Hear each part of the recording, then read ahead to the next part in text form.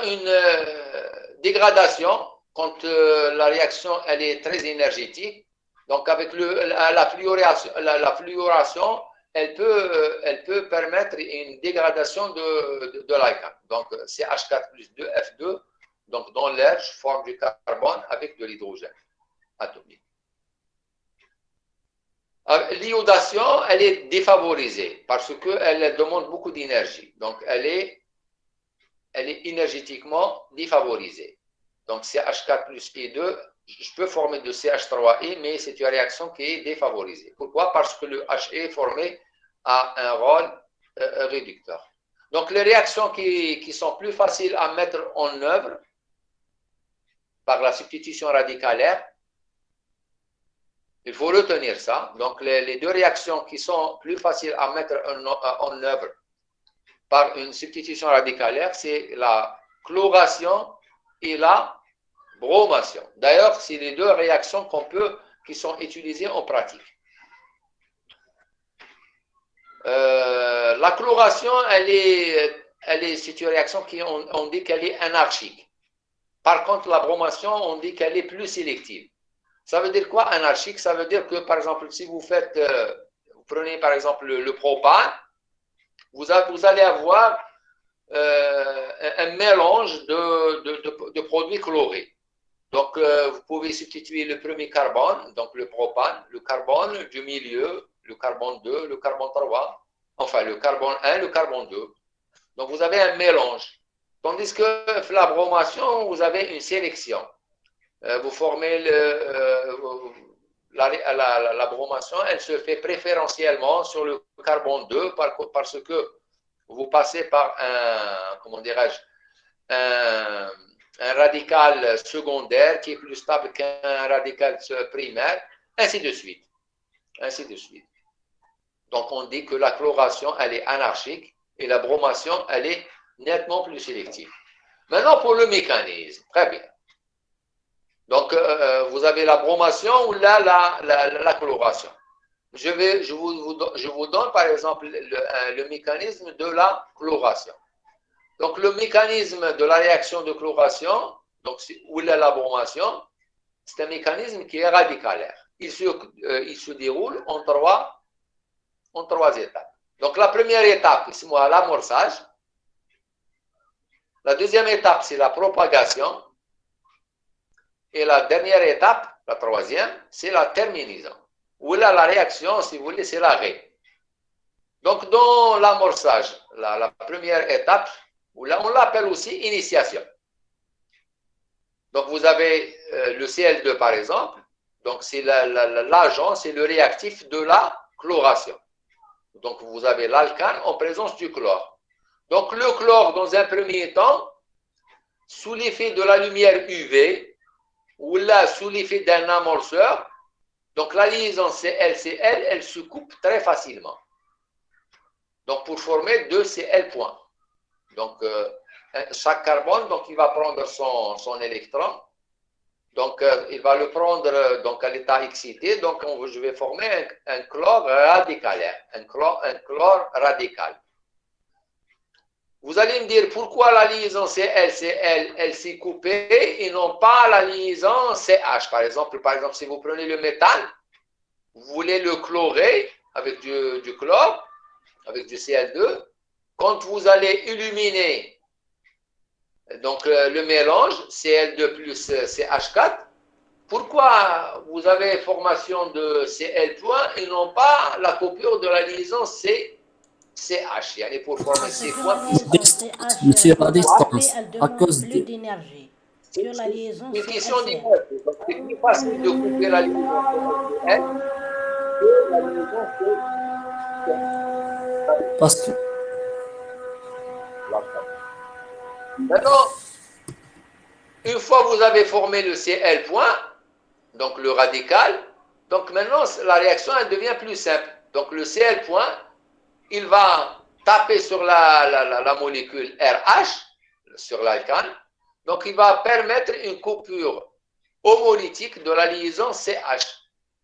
Donc vous allez avoir Pardon, monsieur, s'il vous plaît, HCl. عاود هذه le poids parce que ما كنتش نسمع bien. Le son راح لي. Ah d'accord. Donc, vous avez dans un premier temps la liaison Cl-Cl, elle va se couper sous l'effet de la lumière. Donc, vous allez former deux Cl points. Donc, le Cl point, c'est un radical. Il est très réactif. Donc, il va réagir avec l'alcane.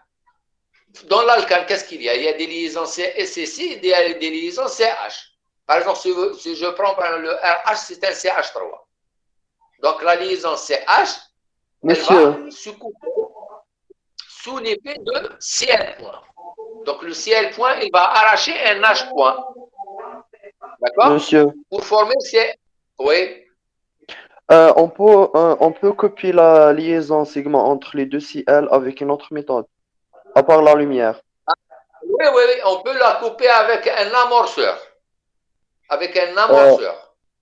quand on Par peut exemple, un copier avec la lumière, quand on peut copier peroxyde. avec, d'accord. Quand on peut copier avec la lumière et avec une autre méthode. وقتها وقتها نعرفوا la méthode اللي نعرفوا بها. Non, avec la lumière, donc c'est plus simple. Maintenant, si vous êtes en phase organique, donc ça dépend. Donc ça dépend. C'est l'expérience qui. Donc, c'est plus. Là, je vous donne par exemple la plus simple. La réaction la plus simple, c'est avec la lumière. Avec la lumière du jour.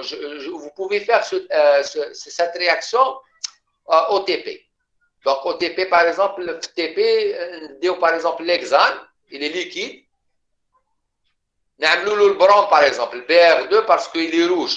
Si je prends un tube AIC, je mets une goutte de brom, d'accord?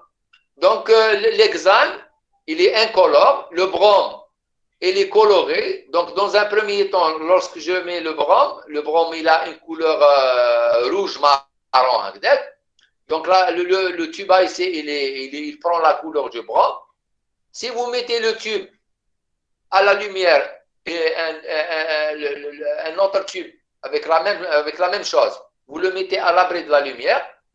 Celui qui est à l'abri de la lumière, si vous revenez après, par exemple, 10 minutes ou après 1 heure, vous allez le trouver intact. Donc la couleur, il est de couleur rouge parce que le brom, il n'a pas réagi.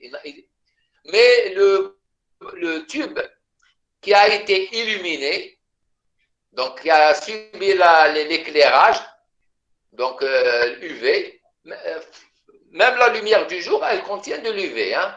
Attention. Si vous mettez par exemple la lumière du jour, il y a de l'UV, il y a 10% de l'UV. Donc, vous allez voir que la solution, elle va se décolorer. Donc, elle devient, la couleur rouge, elle va disparaître avec le temps. Pourquoi elle va disparaître avec le temps? Parce que le brom, il va se couper, et donc il va réagir avec la molécule de l'hexane. Donc, vous allez former du chlorohexane, d'accord? Et le bromo-hexane, et le brome, avec le temps, il va disparaître. Donc, le bromo-hexane, il est incolore. Donc, l'hexane va se transformer en bromo-hexane, et le BR2, il va se transformer en HBr. Donc, automatiquement, avec le temps, la solution qui a été illuminée, qui a subi l'effet de la lumière, donc elle a réagi. Pourquoi? Comment elle a réagi? C'est le brom qui, c'est la lumière qui a permis la coupure de la liaison BR-BR pour former BR point. Et le BR point ou le CL point, il va réagir avec le RH pour donner HCl plus R point. Et le R point avec le Cl, donc avec une deuxième molécule de Cl2, elle va donner Cl point plus RCl. Donc là, vous avez formé l'alcane chloré, l'alcane halogéné. On met le Cl point, il ne va pas. Donc, soit à la terminaison, donc vous pouvez avoir deux Cl points qui vont redonner ClCl, il y en a le Cl2, les deux R points, les R points formés ici, ils peuvent se combiner pour donner RL, et le R point avec le Cl point, il peut donner RCl. Donc, en quelque sorte, la réaction de chloration, elle va vous donner à la fin un mélange de RL. Si vous avez le méthane, donc vous allez avoir de l'éthane. Donc, méthyle, donc vous allez avoir de l'éthane. Et vous allez former le dérivé halogéné, le RCl. Et là, on s'intéresse surtout le dérivé halogéné. Donc, Monsieur, avec cette réaction de substitution radicalaire, donc monsieur, un alcane peut subir une réaction de substitution radicalaire pour donner un chloroalcane ou là un bromoalcane. D'accord? oui, monsieur, j'ai une question. Oui. 58 avec 82,6, il y a l'énergie qui doit fournir pour couper la liaison ou bien quelle énergie? Hein? Non. Regardez bien. La réaction, l'initiation, à l'initiation, parce que l'initiation, vous avez le ballon. Dans le ballon, vous avez l'alcane et vous avez le chlore, par exemple. Si je parle du chlore, hein, vous avez du Cl2. Parce que Cl2, c'est un gaz, donc on le barbote par exemple, dans l'hexane. Donc lorsqu'on va éliminer, donc lorsqu'on va éclairer la solution, donc quelle est la liaison qui va se couper? Donc la liaison qui va se couper, c'est la liaison qui est la moins énergétique. D'accord?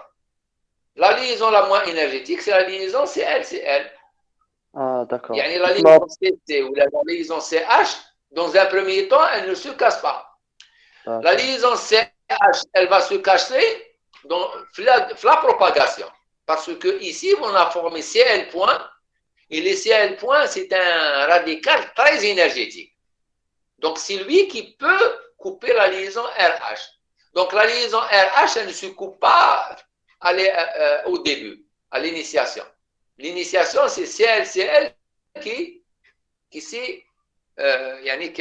qu'on a pu couper. D'accord? Est-ce que vous avez Oui, compris? monsieur. Oui, monsieur. C'est Donc, juste pour comparer entre les liaisons. Il y a 3 étapes. Donc, l'amorçage ou l'initiation, on met de la propagation, l'intishar. D'accord? L'intishar, donc la propagation, c'est une fois que vous avez formé le radical dans l'initiation, cette radical qui va, c'est comme c'est comme le cancer. Vous avez une cellule cancéreuse, donc l'initiation, donc la cellule cancéreuse, c'est avec comment dirais-je, un facteur externe. Donc, une fois la cellule cancéreuse elle est formée, donc c'est elle qui va se reproduire, qui va former d'autres cellules cancéreuses. Mais tout à fait au début, qui a créé la première cellule cancéreuse? C'est un facteur externe. D'accord? Monsieur, Oui. monsieur, la réactivité, Oui. elle a une relation avec l'arrangement stérique, comme c'est le Cl. Quoi? Le Cl, la réactivité, les radicaux, elle a une relation avec l'arrangement stérique. Regardez, tout à l'heure, quand je vais vous donner d'autres exemples. Donc, par exemple, j'ai pris un alcane en général, enfin, un RH. Maintenant, le R, c'est sûr, ça va dépendre du R. On va voir quel est le H qui va réagir. Donc, il y a une préférence. D'accord? Ça dépend. Vous allez voir en fonction de. Par exemple, dans cette diapo, vous allez voir. Donc, on dit que la substitution radicale, elle est régio-sélective. Est-ce que vous avez compris? Oui, elle monsieur. est régio-sélective. Donc, regardez bien. Par exemple, si je prends le propane, CH3, CH2, CH3. Cl2, HNu. HNu, c'est les UV. Les UV. Donc, ils sont énergétiques.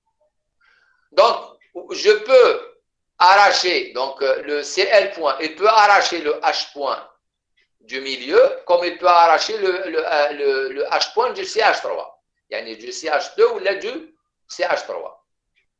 Donc, je vais avoir un mélange de produits. Donc, à la fin, je vais avoir un mélange de produits. Donc, cette réaction, toujours, vous avez l'initiation. Donc, Cl2 plus HNu, elle va donner 2 Cl points. en bas le Cl point, il va arracher soit le H point, celui-là, soit le H point, le CH3. Et à la fin, vous allez avoir soit cette dérivée halogénée, soit cette dérivée halogénée. Maintenant, pour le rendement, il va être différent. Pourquoi? Parce que le dérivé halogéné, le radical secondaire, il est plus stable que le La radical stabilité primaire. d'alcane. Parce que l'effet inductif Donc, on donner a des alkyles fait augmenter la stabilité. Très bien, il y a une relation. Donc, lorsqu'on a vu, donné les intermédiaires réactionnels, celui qui a compris les intermédiaires réactionnels, après pour les mécanismes, tous les mécanismes, vous n'allez pas rencontrer de difficultés. Donc, c'est là. Donc, premièrement, il faut remarquer qu'il y a un mélange de produits.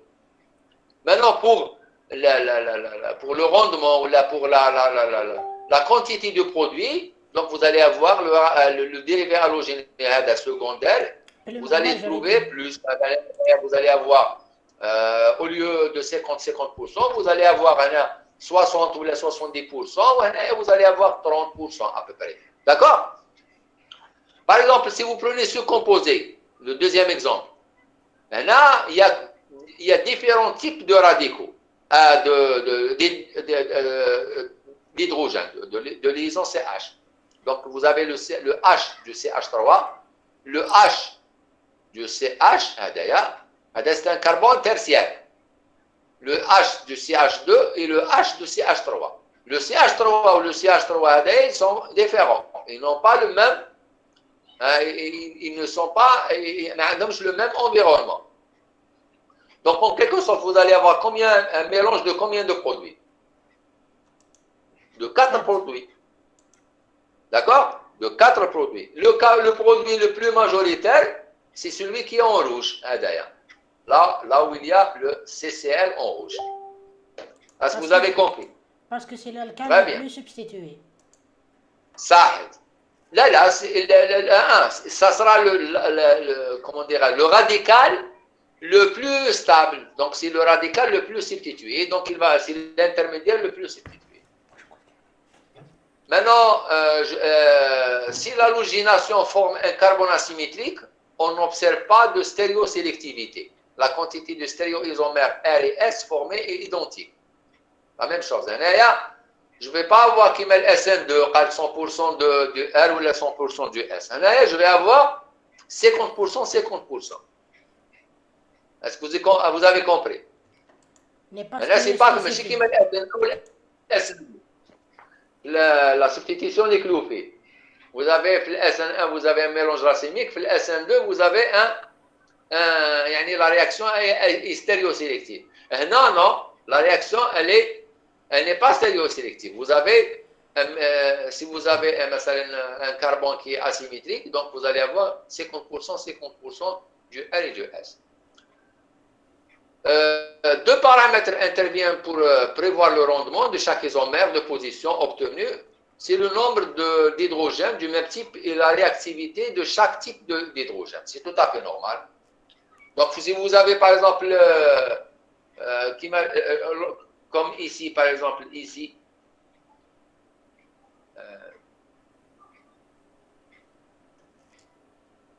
par exemple, par exemple, pour celui-là, le premier composé, est-ce que vous êtes avec moi? Monsieur, s'il vous plaît, zoomez un peu.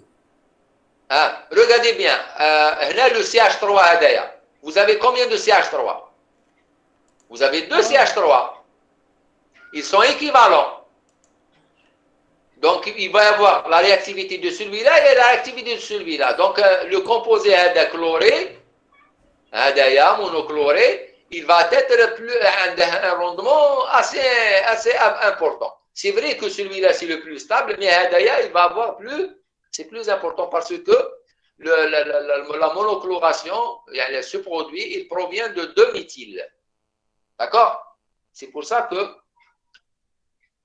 on dit 2 paramètres interviennent pour prévoir le rendement, chaque isomère de position, le nombre de H du même type. Parce que le nombre de H, vous avez 2 types. Le même type, c'est vous avez 2 CH3.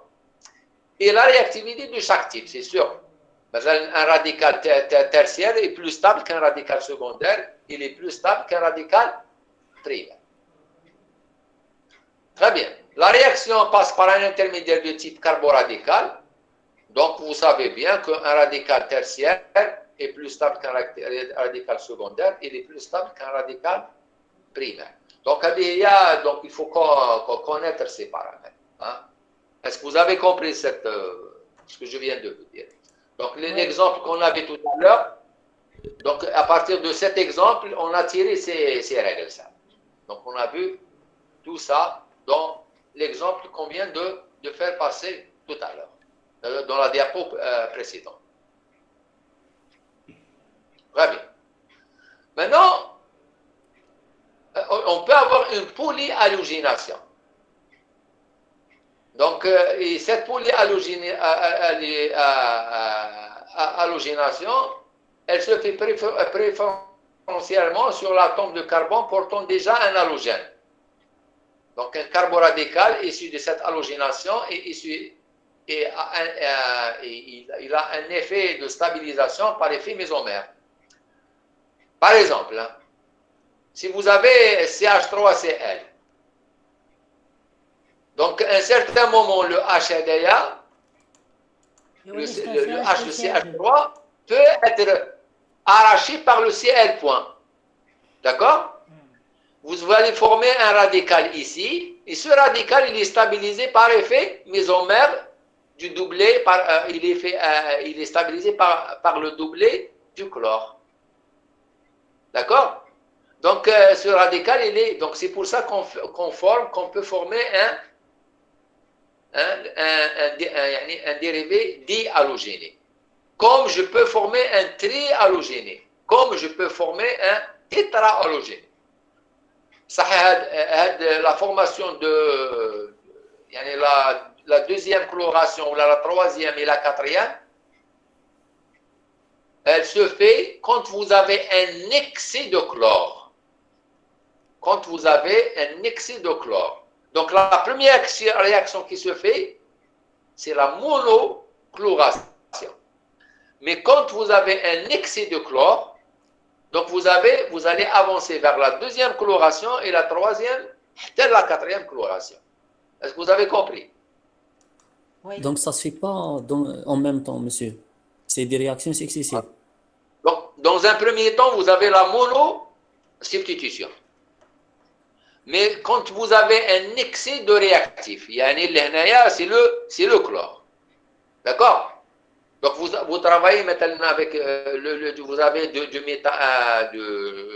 méthane, vous avez le méthane, vous avez un excès de chlore. Donc, dans un premier temps, vous formez le chlorométhane, le CH3Cl. Après, vous avez du chlore dans votre ballon, dans votre réacteur. Et vous continuez à illuminer. Donc, vous allez avoir automatiquement la deuxième chloration, et la troisième chloration, et la quatrième chloration. Toutes ces chlorations toutes ces réactions de substitution sont possibles. Ça dépend de la quantité de réactif. Ah oui, le réactif. Donc, il faut travailler avec un excès de réactif. Monsieur, est-ce que cette réaction, elle passe tous par les étapes de la réaction de chloration? Oui. Non, regardez bien. Là, c'est la propagation. L'initiation, elle est faite tout à fait au début. Ici, c'est la propagation. La propagation, donc vous avez plusieurs, la réaction, elle va se faire plusieurs fois. Monsieur. Oui. La première réaction, ça se fait avec des conditions de présence de la lumière ou d'un peroxyde. Mais oui. Est-ce que la deuxième halogénation et la troisième halogénation nécessitent la même... Regardez bien, Mahmoud. Dans la propagation, qu'est-ce que vous avez? Je peux revenir pour ne pas défiler les diapos. À un certain moment, regardez, vous formez Cl2 dans l'initiation. Cl2, en présence de la lumière, elle va donner Cl point plus Cl point. En bas, Cl point, il va taper sur un hydrogène de l'alcane. Vous allez former R point plus H point. Plus HBr, par exemple. D'accord? Plus HCl ou la HBr. Le R point, il va taper sur une molécule de Cl2. Donc, il va utiliser une molécule de Cl2, une deuxième molécule de Cl2. Ce n'est pas la première molécule qui a créé le Cl point. Elle dit que fenêtre. Donc, la deuxième molécule de Cl2. En fait, vous allez former le R point. Vous allez former le R point, il va donner RCl plus Cl point. Le Cl point, il va taper sur une autre molécule.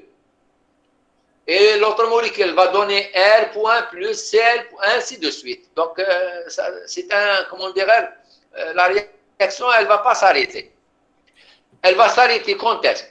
Lorsqu'on a épuisement, soit du réactif, soit de la molécule, de l'alcane. Maintenant, lorsque la molécule d'alcane, elle s'épuise, donc la monohalogénation, on dit qu'elle va s'arrêter. Comme il y a des hydrogènes dans le dérivé halogéné, il y a d'autres hydrogènes qui sont là. Ils peuvent subir une deuxième halogénation. Donc, comme le Cl2 Mazello, donc vous allez avoir la réaction qui va continuer. D'accord? Est-ce que vous avez compris? Oui, monsieur. C'est vrai, au tableau, ça sera mieux. On peut revenir, hein, la semaine prochaine, on peut revenir à un mécanisme, Monsieur, par exemple. donc, Oui. l'alcane halogéné, le CH3Cl, est-ce que c'est le même qui va faire une deuxième réaction pour obtenir le CH2Cl2? Oui. Oui, c'est qui va. Donc, la deuxième halogénation. Une autre molécule, deuxième halogénation, troisième molécule, deuxième halogénation, ainsi de suite. La deuxième halogénation, troisième halogénation, quatrième halogénation. Mais en présence d'un excès de chlore, oui. La quantité d'énergie, c'est pas la même dans la deuxième halogénation par rapport aux premières. Parce que elle devient dans la deuxième, il y a l'effet de chlore. L'effet de chlore, donc il stabilise l'intermédiaire. Donc ça sera plus facile. Oui. Mais toujours est-il que la réaction a donné la polyhalogénation, enfin la chloration ou la bromation, c'est des réactions anarchiques. Surtout la chloration, elle est anarchique. D'accord? Elle est anarchique. Donc, vous allez voir surtout la réaction de substitution radicale. Les réactions radicales en général sont anarchiques. Surtout les polyméristes, donc, qui préparent les polymères, les macromolécules, les grandes molécules, ils utilisent les polymères. Donc, ils obtiennent un mélange de produits. Donc, vous allez voir que l'essentiel, c'est l'exemple le plus simple. C'est l'exemple le plus simple. On passe à... Maintenant, il y a... donc, on a fait la première réaction, donc, qui est possible avec la réaction radicalaire, donc l'halogénation. La deuxième réaction qu'on peut avoir avec un alcane, c'est la nitration. Donc, RH plus HNO3, donc dans RNO2 plus H2O. On peut avoir la sulfonation aussi. C'est le même mécanisme. Et chlorure d'acide sulfonique. Donc, ces réactions, il faut les retenir aussi. Il faut les connaître. Donc, il n'y a pas beaucoup de réactions avec les alcanes. Il y a les réactions, par contre, de combustion. C'est les réactions d'oxydation. Donc, il y a les combustions complètes et les combustions incomplètes. Donc, avec une quantité insuffisante d'oxygène, vous avez une combustion incomplète. Et vous formez de l'oxyde carbonique, du CO. Le CO, le gaz toxique. D'accord? Et la combustion complète, donc avec un excès d'oxygène, donc lorsque, par exemple, je sais pas, hein, à la maison, on chauffe avec le méthane. Hein. Vous savez bien, le gaz de chauffage, c'est le méthane.